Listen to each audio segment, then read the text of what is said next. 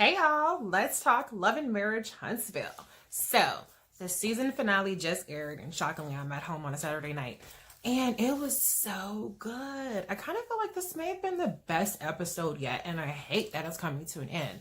But a lot of stuff happened, and there's still a lot of stuff that's hanging out there that we're going to have to watch next season to figure out what happened. But let's start off with Latisha and Marsau. So it turns out that Latisha took the job with real estate broker. And I was like, oh, she took a job. She didn't talk about this to Marsau first. Oh my God, I can't believe this is gonna blow up in her face. It's gonna be a complete disaster.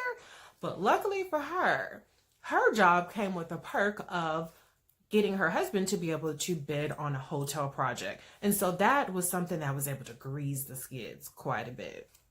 So when Latisha decides to go finally tell Marsau about the fact that she accepted a job, he at first was completely taken off guard. But the way she kind of presented it was like, I took this job and guess what? You can bid on this multi-million-dollar hotel project. So you know what? He took it pretty well. I was actually shocked. I was prepared to get on here and be like, you know what? You can't take a job without talking it over with your husband. You have to collaborate, blah, blah. But you know what? She knows her husband, and she knows, I guess, that it's better to ask for forgiveness than ask for permission. And so it worked out well. It turns out that he was able to, put in a bid on it. And, throughout the show, they updated us that he was in negotiations. So hopefully he won that bid, and they're off on their multi-million-dollar construction project empire. So it turns out that Latisha and Marsau are going to be the next power couple of the group. So that was a great way to end their story for the season. Kimmi and Maurice were pretty low-key this episode. I mean, there was a little bit of drama that they kind of tried to tease with Maurice saying that he wanted Kimmi and his ex-wife to meet, which I'm like, whoa, they haven't met yet? I mean, I can't believe that as long as they've been together. But anyways, Marsau was like, bad idea. But, Maurice was saying that they should all come together and have an agreement about his son Monster moving to be with him full time. So that's appropriate. I think I'm surprised. Like I said, they haven't met, but I guess whatever works for them works for them. Kimmi was also very intent on getting the comeback group back together. And so it was really nice to see her really step up and take a leadership role and try to be like, let's all come together, kumbaya type of person. I thought that it was really sweet the way that she was really cool with Kimmi, not Kimmi, but Melody. Because she's been a little icy with her, but it seems like she's seeing the light and sees that they're all stronger together.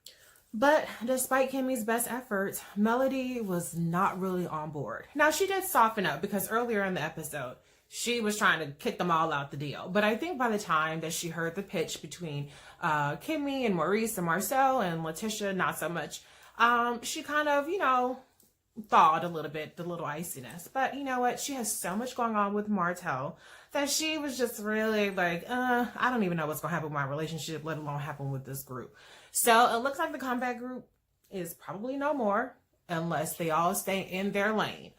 But Martell and Melody, they are definitely headed for an incredibly rough patch. So Martell is injured. And, he went to his mom to try to get some, to get a little bit of babying, I guess you can say.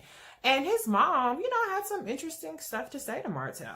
So we know from Melody's conversation with Martell's mom that she's kind of like, every man cheats. So, just kind of figure out what you can deal with outside of the cheating.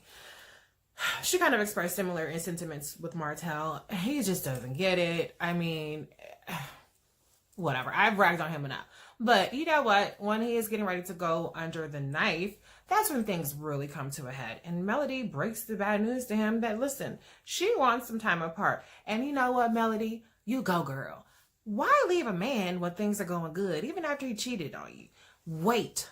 You just wait. Lay and wait until he is about to be down and out. Wait till he's about to be, bedridden. And then you know what you do? You go for the jugular. You rip his heart out, girl. And you leave that man. You just leave him down and out. Why not? The way he cheated on you, he is getting what he deserves. So I like the way Melody thinks. But, Martell has a last-minute play to save the day. So, at first, Martell tries to be all funny. Haha, he's not taking her threats to leave seriously. And she says, okay, you're going to sleep downstairs and I'm going to sleep upstairs. And then it starts to kind of sink in a little bit that she's really not playing games with him. So the doctor comes in and, you know, lights him up with all kinds of sedatives. Now, all of a sudden, he has a change of heart. Oh, I tell you, being about to go onto the knife show humbles a man now, doesn't it? I mean, now, you talking about, I don't want to talk to no other woman at all, period, none. I want us to be together forever. Ain't that something? Well, you know what?